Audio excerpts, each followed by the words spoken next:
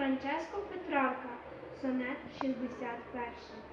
Благословенні місяць, день і рік, пора, година, край, містина мила, коли краса її очей спинила мене, і став я бранцем їх повік. Благословенні, біль, що в душу вник, що об'явилась ним рота сила, лук і стріла, що серце променила, і рана, що пройшла в його тайник.